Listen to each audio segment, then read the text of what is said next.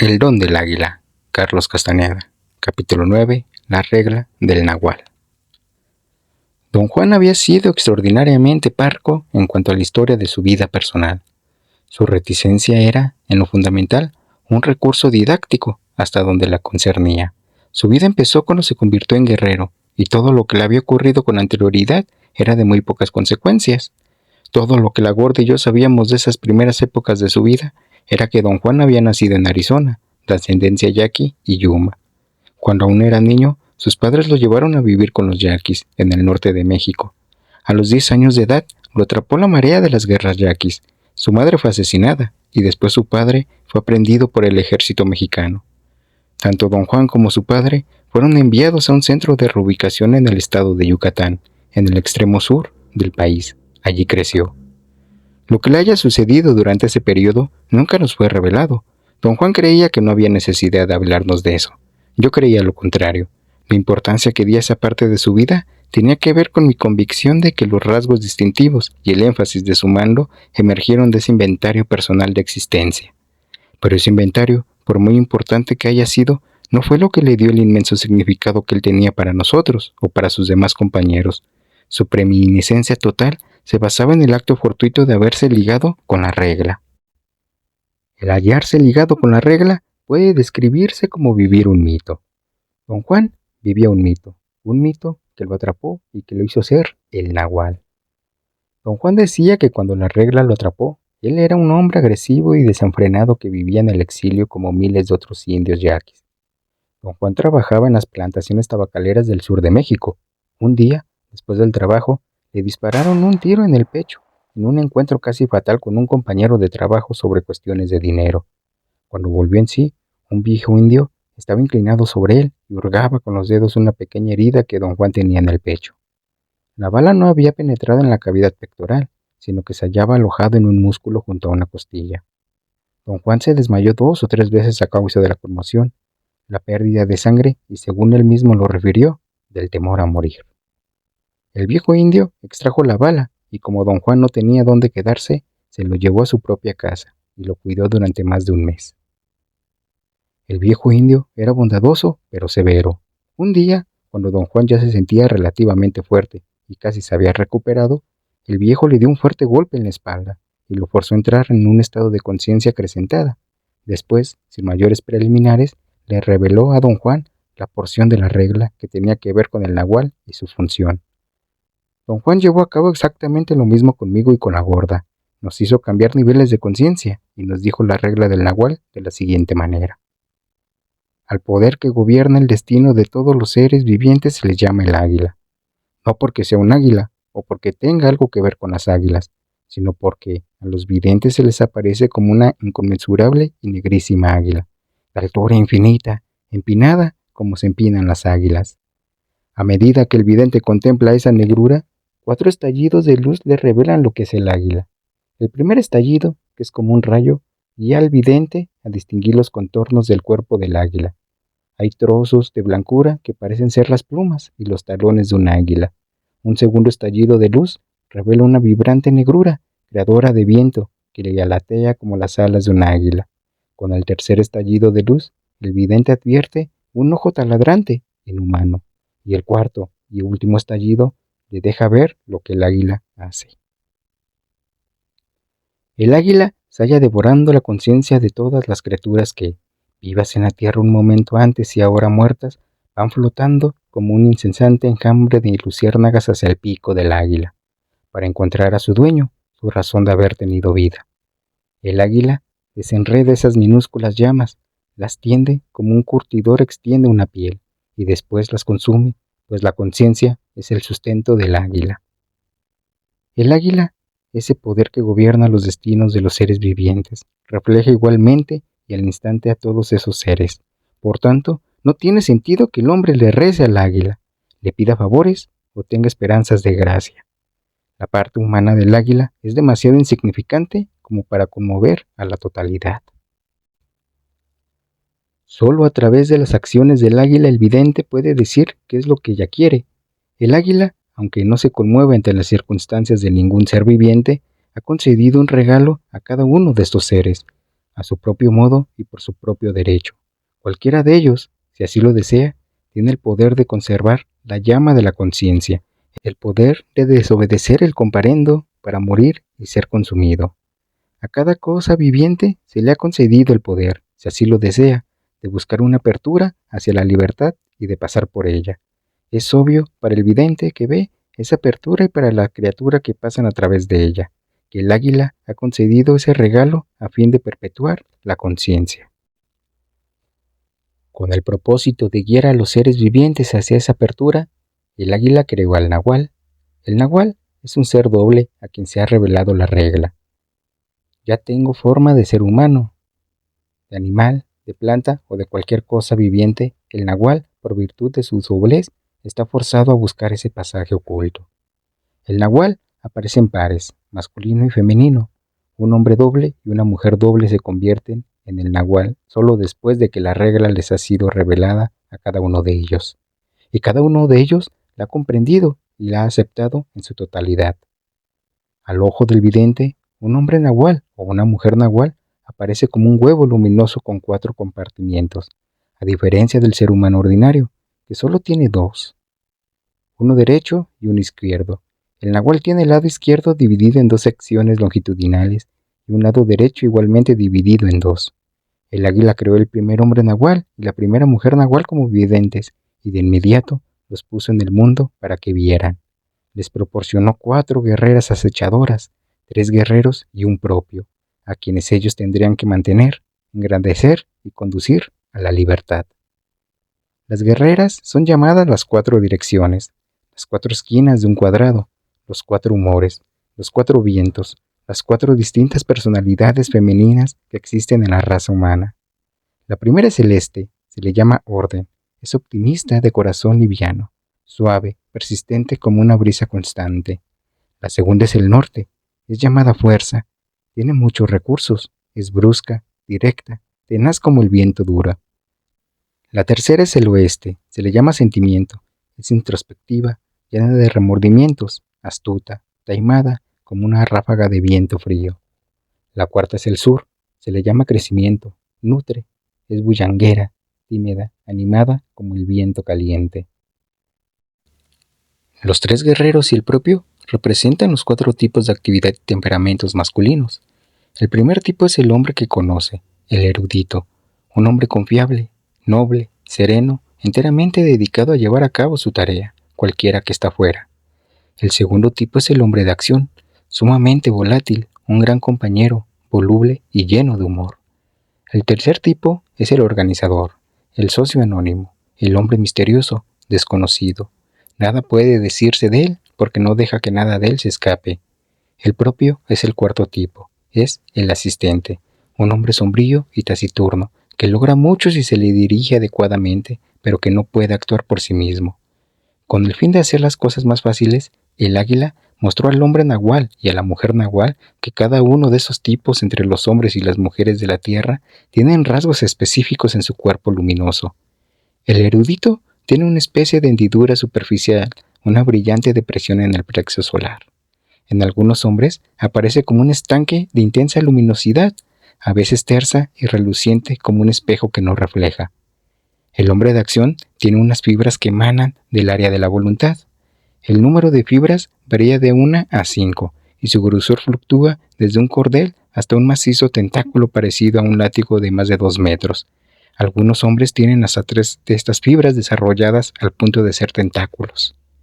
Al socio anónimo no se le reconoce por ningún rasgo exclusivo, sino por su habilidad de crear, muy involuntariamente, un estallido de poder que bloquea con efectividad la atención de los videntes. Cuando están en presencia de ese tipo de hombres, los videntes se descubren inmersos en detalles externos en vez de ver. El asistente no tiene configuración obvia. Ante el vidente aparece como un brillo diáfano en un cascarón de luminosidad sin perfecciones. En el dominio femenino se reconoce al este por las casi imperceptibles manchas de luminosidad, que son como pequeñas zonas de descoloración. El norte tiene una radiación que abarca todo, exuda un destello rojizo, casi como calor. El oeste tiene una tenue membrana que la envuelve, que la hace verse más oscura que las otras. El sur tiene un destello intermitente, brilla durante un momento y después se opaca, para brillar de nuevo. El hombre nahual y la mujer nahual tienen dos movimientos distintos en sus cuerpos luminosos. Sus lados derechos ondean, mientras los izquierdos giran. En términos de personalidad, el hombre nahual es un proveedor, estable, incambiable. La mujer nahual es un ser en guerra, pero aún así es un ser calmado, por siempre consciente, pero sin ningún esfuerzo. Cada uno de ellos refleja los cuatro tipos de su sexo en cuatro maneras de comportamiento. La primera orden que el nahual dio al hombre nahual y la mujer nahual fue que encontraran, por sus propios medios, otro grupo de cuatro guerreras, las cuatro direcciones, que siendo ensoñadoras, fuesen las réplicas exactas de las acechadoras. Las ensoñadoras aparecen ante el vidente como si tuviesen en sus partes medias un delantal de fibras que asemejan cabellos. Las acechadoras tienen un rasgo semejante, que parecen delantal, pero en vez de fibras del delantal consisten en incontables pequeñas y redondas protuberancias. Las 8 guerreras están divididas en dos bandas, que son llamadas planetas derecho e izquierdo. El planeta derecho está compuesto de 4 acechadoras, el izquierdo de 4 ensoñadoras. Las guerreras de cada planeta fueron adiestradas por el águila en la regla de sus tareas específicas. Las acechadoras aprendieron a acechar, las soñadoras a soñar. Las dos guerreras de cada dirección viven juntas, son tan semejantes que se reflejan la una a la otra, y solo a través de la impecabilidad pueden encontrar solas estímulo en su reflejo comunal. La única vez en que las 4 soñadoras o las 4 acechadoras se reúnen es cuando tienen que llevar a cabo una tarea estrenua, pero solo bajo circunstancias especiales deben juntar sus manos. Ese contacto las fusiona en un solo ser y solamente debe ser usado en casos de necesidad extrema o en el momento de abandonar este mundo. Las dos guerreras de cada dirección están unidas a cualquiera de los guerreros, en la combinación que sea necesaria. De esa manera establecen un grupo de 4 cosas, en las que se pueden incorporar cuantos más guerreros sean necesarios. Los guerreros y el propio también pueden formar un grupo independiente de 4 hombres. A cada uno de ellos puede funcionar como ser solitario, si eso dicta la necesidad. Después, el nahual y su grupo se les ordena encontrar a otros 3 propios. Estos podían ser todos hombres o todas mujeres o un grupo mixto. Las mujeres tienen que ser del sur. Para asegurar que el primer hombre nahual condujera a su grupo a la libertad sin desviarse del camino o sin corromperse, el águila se llevó a la mujer nahual al otro mundo, para que sirviera como faro que guía al grupo hacia la apertura. El nahual y sus guerreros recibieron luego la orden de olvidar.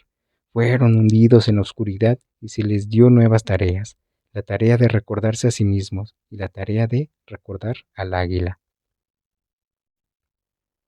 La orden de olvidar fue tan enorme que todos se separaron, no pudieron recordar quiénes eran.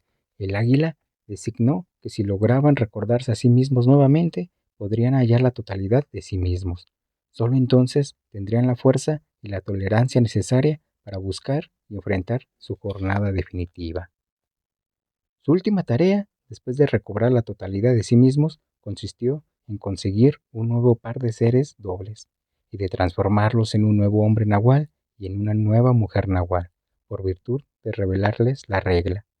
Y así como el primer hombre nahual y la primera mujer nahual fueron provistos de una banda mínima, su deber era proporcionar al nuevo par de nahuales 4 guerreras acechadoras, 3 guerreros y un propio.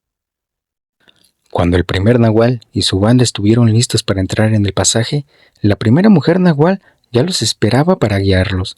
Se les ordenó entonces que se llevaran con ellos a la nueva mujer nahual, a fin de que ella sirviera de faro a su gente. El nuevo hombre nahual se quedó en el mundo para repetir el ciclo. Mientras se hallan en el mundo, el número mínimo que se halla bajo la dirección del nahual es 16, 8 guerreras, 4 guerreros, contando al nahual y 4 propios. En el momento de abandonar el mundo, cuando la nueva mujer nahual se encuentra con ellos, el número del nahual es 17. Si el poder personal permite tener más guerreros, estos deben añadirse en múltiplos de 4. Yo había presentado a don Juan la cuestión de cómo fue que hizo conocer la regla del hombre.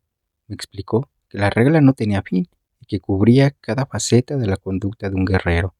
La interpretación y acumulación de la regla es obra de videntes cuya tarea, a través de los milenios, ha sido ver al águila, observar su flujo incesante.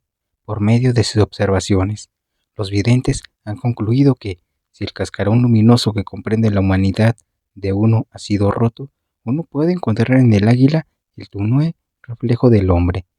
Los irrevocables dictados del águila pueden ser capturados por los videntes, interpretados adecuadamente por ellos y acumulados en forma de un cuerpo de gobierno.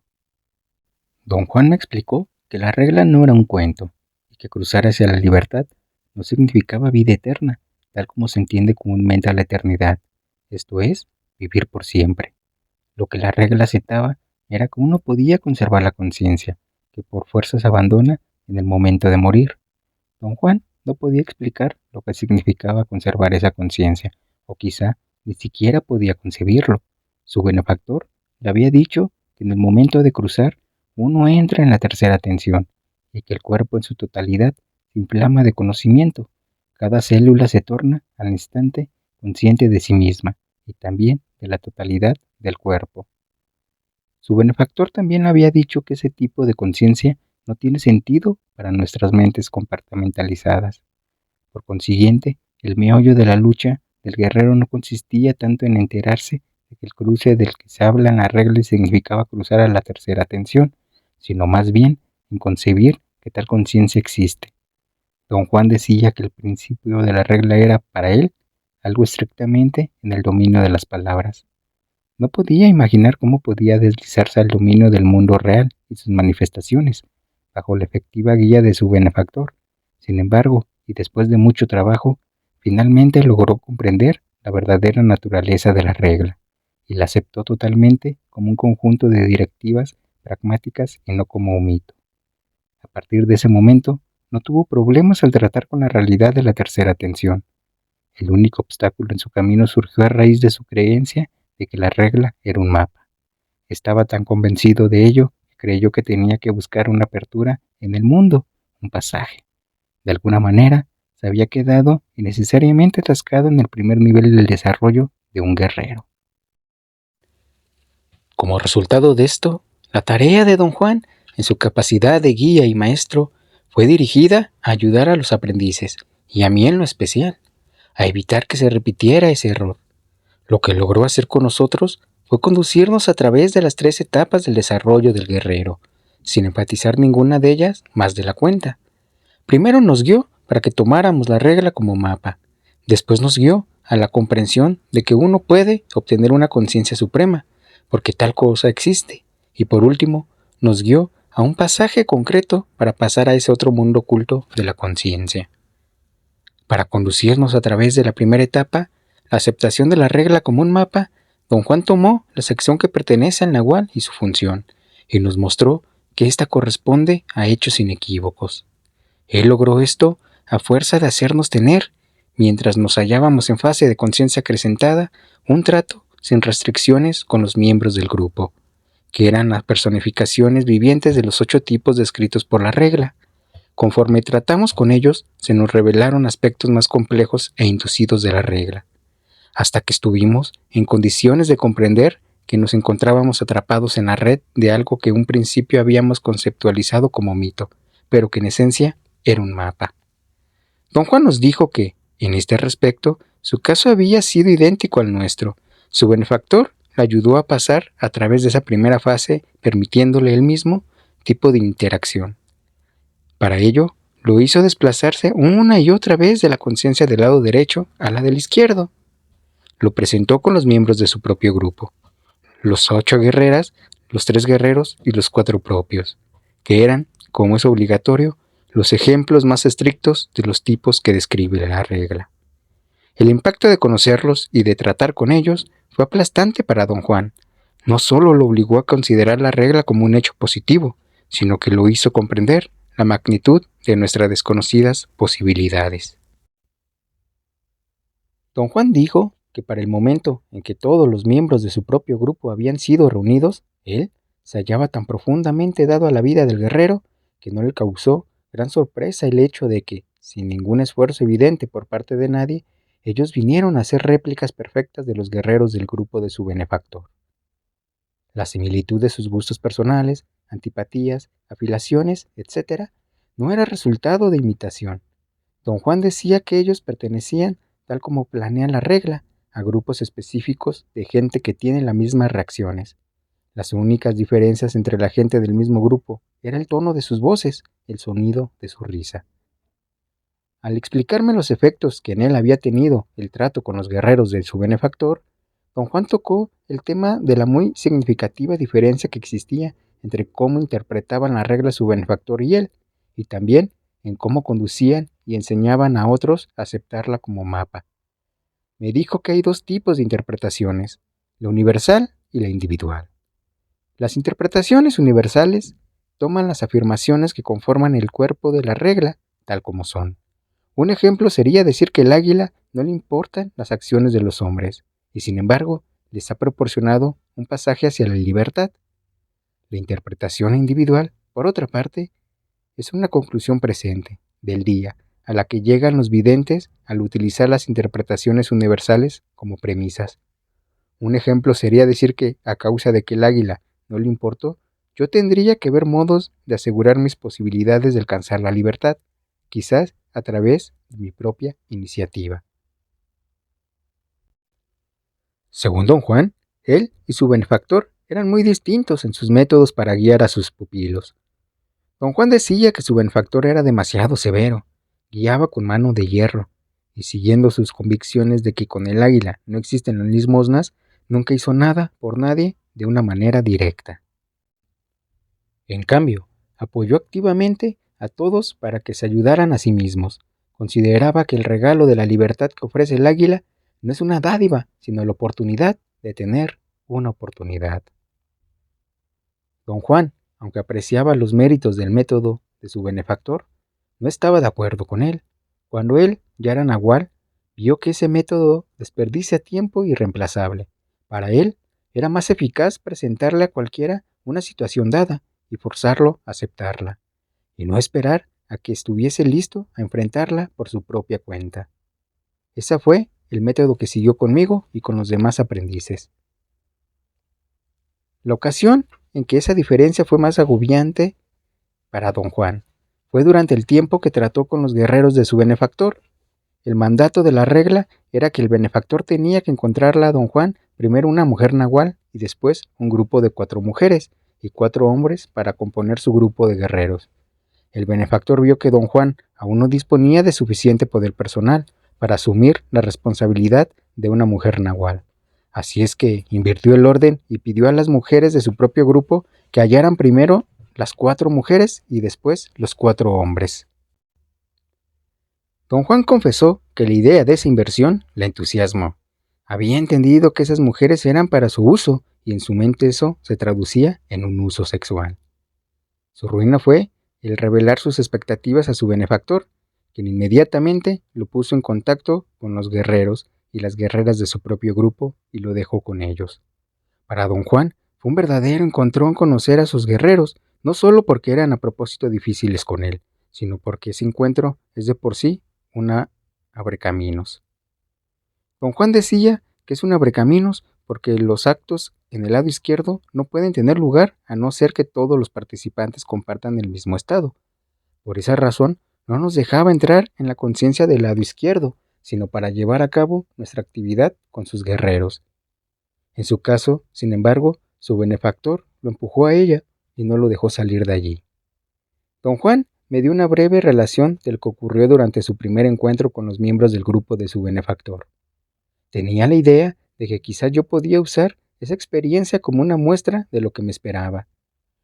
Me dijo que el mundo de su benefactor tenía una seguridad magnífica. Los miembros de su grupo eran guerreros indios que provenían de todo México. Cuando él los conoció, todos ellos vivían en una remota región montañosa del sur de México. Al llegar a la casa, don Juan se enfrentó a 2 mujeres idénticas, las indias más grandes que jamás hubiera visto. Eran ceñudas y malas, pero tenían facciones muy agradables. Cuando él quiso pasar entre ellas, lo atraparon con sus enormes barrigas, lo tomaron de los brazos y empezaron a golpearlo. Lo tiraron al suelo y se sentaron sobre él, casi aplastándole la caja torácica. lo tuvieron inmovilizado más de 12 horas mientras negociaban con su benefactor, quien tuvo que hablar sin parar toda la noche hasta que ellas finalmente dejaron libre a don Juan en la mañana. Me dijo que lo aterró más que nada fue la determinación que mostraban los ojos de esas mujeres. Pensó que estaba perdido, porque ellas iban a quedarse sentadas encima de él hasta que muriera, como lo habían advertido. Por regla general, debe haber un periodo de espera de unas cuantas semanas antes de conocer al siguiente grupo de guerreros, pero debido a que su benefactor planeaba dejarlo permanentemente con ellos, don Juan fue inmediatamente presentado a los demás. Conoció a cada uno de ellos en un solo día, y todos ellos lo trataron como basura. Arguían que no era el hombre adecuado para la tarea, que era demasiado soez y excesivamente estúpido. Joven, pero ya senil en su manera de ser, su benefactor habló brillantemente en defensa de don Juan. Les dijo que todos ellos iban a tener la oportunidad de modificar esas condiciones y que debería ser el máximo deleite para ellos y para don Juan asumir esa responsabilidad. Don Juan me dijo que la primera impresión fue correcta. Para él, a partir de ese momento, solo hubo penurias y trabajo. Las mujeres vieron que don Juan era ingobernable y que no se le podía confiar la compleja y delicada tarea de dirigir 4 mujeres. Como eran videntes, hicieron su propia interpretación personal de la regla y decidieron que sería más adecuado para don Juan tener primero a los 4 guerreros y luego a las 4 mujeres. Don Juan estaba convencido de que ese ver había sido justo. Para poder dirigir guerreras, un nahual tiene que hallarse en un estado de poder personal consumado, un estado de seriedad y control, en el cual los sentimientos humanos desempeñan un papel mínimo. En ese tiempo tal estado le era inconcebible. Su benefactor lo puso bajo la supervisión directa de sus 2 guerreras del oeste, las más intransigentes y feroces de todas. Don Juan me dijo que las mujeres del oeste, de acuerdo con la regla, están totalmente locas y que alguien tiene que cuidarlas, bajo las durezas del ensoñar y del acechar. Sus lados derechos, sus mentes se dañan. Su razón se extingue muy fácilmente por el hecho de que su conciencia del lado izquierdo es extremadamente aguda. Una vez que pierden el lado racional, son enseñadoras y acechadoras, insuperables porque ya no tienen ninguna lastre racional que las contenga. Don Juan dice que esas mujeres lo curaron de la lujuria. Durante 6 meses pasó la mayor parte del tiempo en un arnés, suspendido del techo de una cocina rural como jamón que se ahuma, hasta que quedó completamente limpio de pensamientos de ganancia y de gratificación personal. Don Juan me explicó que el arnés de cuero es espléndido recurso para curar ciertas enfermedades que no son físicas. Mientras más alta esté suspendido una persona y más tiempo pase sin tocar el suelo, pendiendo en el aire, mejores son las posibilidades de un efecto verdaderamente purificador. A medida que las 2 guerreras del oeste lo limpiaban, las otras mujeres estaban atraídas a encontrar los hombres y las mujeres que iban a formar su grupo. Les tomó años lograrlo. Don Juan, en tanto, tuvo que tratar por su propia cuenta a todos los guerreros de su benefactor. La presencia y el contacto con ellos fue tan avasallador que don Juan creyó que nunca se vería libre de su influencia. El resultado fue una adherencia total y literal al cuerpo de la regla. Don Juan decía que desperdició tiempo irreemplazable reflexionando sobre la existencia de su pasaje real hacia el otro mundo. Consideraba que esa preocupación era una trampa que debía evitarse a toda costa. Para protegerme de ella, no me dejé llevar a cabo el trato obligatorio con los miembros de su cuerpo, a menos que estuviera protegido por la presencia de la gorda o de cualquier otro de los aprendices. En mi caso, conocer a los guerreros de don Juan fue el resultado final de un largo proceso. Nunca se hizo mención de ellos en la conversación habitual con don Juan. Yo sabía de su existencia solamente a través de inferencias. Él me iba revelando porciones de la regla que me daban a entender eso. Más tarde, don Juan admitió que esas personas existían y que a la larga yo las conocería. Me preparó para esos encuentros dándome instrucciones y consejos generales. Me previno acerca de un error común, el error de sobreestimar la conciencia del lado izquierdo, de deslumbrarse ante su claridad y poder. Me dijo que estar en la conciencia del lado izquierdo no quiere decir que uno se libere inmediatamente de los desatinos, solo significa tener una capacidad perceptiva más intensa, una facilidad aún mayor para comprender y aprender, y sobre todo, una gran habilidad para olvidar. A medida que se aproximaba la hora de que conociera a los guerreros de don Juan, este me dio una escueta descripción del grupo de su benefactor, como una guía para mi propio uso. Me dijo que para un espectador el mundo de su benefactor podría parecer a veces que consistía en 4 familias. La primera estaba formada por las mujeres del sur, el primer propio. La segunda, por las mujeres del este, el erudito y un propio. La tercera, por las mujeres del norte, el hombre de acción y otro propio. Y la cuarta, por las mujeres del oeste, el socio anónimo y un tercer propio. Otras veces, ese mundo podía parecer compuesto de grupos. Había un grupo de 4 hombres de mayor edad, completamente distintos, que eran el benefactor de don Juan y sus 3 guerreros.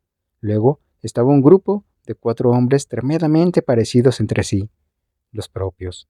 Un tercer grupo compuesto de 2 pares de gemelas aparentemente idénticas, que vivían juntas y que eran las mujeres del sur y las del este. Y un cuarto grupo formado por otras 2 pares de supuestas hermanas, las mujeres del norte y del oeste. Ninguna de esas mujeres tenía lazos de parentesco entre sí, simplemente parecían iguales, al punto, en ciertos casos, de ser idénticas. Don Juan creía que esto era producto del enorme poder personal que tenía su benefactor. Don Juan describió a las mujeres del sur como 2 mastodontes temibles en apariencia pero muy simpáticas y afectuosas. Las mujeres del este eran muy bellas, frescas y graciosas, un verdadero deleite para verlas y oírlas. Las mujeres del norte eran completamente femeninas, vanas, coquetas, preocupadas con edad, pero también terriblemente directas e impacientes. Las mujeres del oeste eran a veces locas y otras una epítome de severidad y determinación. Eran las que más perturbaban a don Juan, que no podía reconciliar el hecho de que fueran tan sobrias, bondadosas y serviciales, con el hecho de que, en un momento dado, podían perder la compostura y quedar totalmente locas. Los hombres, por otra parte, de ninguna manera eran memorables para don Juan.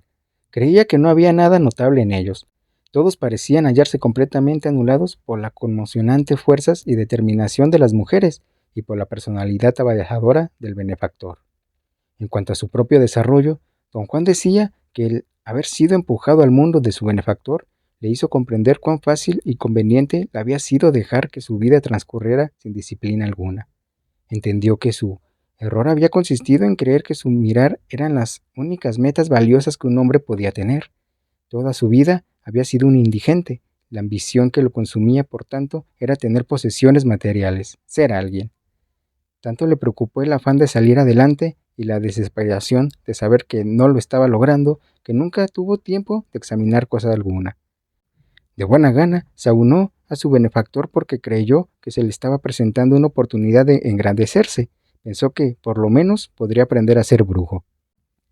La realidad de su encuentro con el mundo de su benefactor fue tan diferente que él la concebía como algo análogo al efecto de la conquista española en la cultura indígena. Algo que destruyó todo, pero que también llevó una revalidación total. Mi reacción a los preparativos para conocer al grupo de guerreros de don Juan no fue temor reverencial o miedo, sino más bien una mezquina preocupación intelectual sobre 2 cuestiones. La primera era la proposición de que en el mundo solo hay 4 tipos de hombres y 4 tipos de mujeres. Erguí con don Juan que la variación individual en la gente es demasiado vasta y compleja para un esquema tan simple. Él no estuvo de acuerdo conmigo. Dijo que la regla era final y que ésta no permitía un número indefinido de tipos de gente. La segunda cuestión era el contexto cultural del conocimiento de don Juan. Él no lo sabía, lo consideraba producto de una especie de panindeanismo. Su conjetura era que una vez, en el mundo indígena anterior a la conquista, la manipulación de la segunda tensión se vició, se había desarrollado sin ningún obstáculo durante quizá miles de años, hasta que perdió la fuerza. Los practicantes de ese tiempo posiblemente no necesitaban controles, y así, sin freno, la segunda tensión, en vez de volverse más fuerte, se debilitó conforme se volvió más y más intrincada. Después vinieron los invasores españoles y, con su tecnología superior, destruyeron el mundo de los indios. Don Juan me dijo que su benefactor se hallaba convencido de que solo un grupo pequeño de guerreros sobrevivió y pudo reagrupar su conocimiento y redirigir su sendero.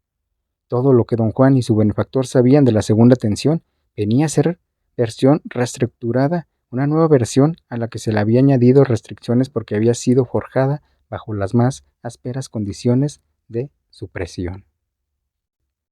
Hermanas, hermanos, muchas gracias por escucharme nuevamente. Les agradezco de todo corazón. Les pido por favor que se suscriban, que compartan, que comenten, para que sigamos creciendo juntos. Que tengan un excelente día y les mando un abrazo.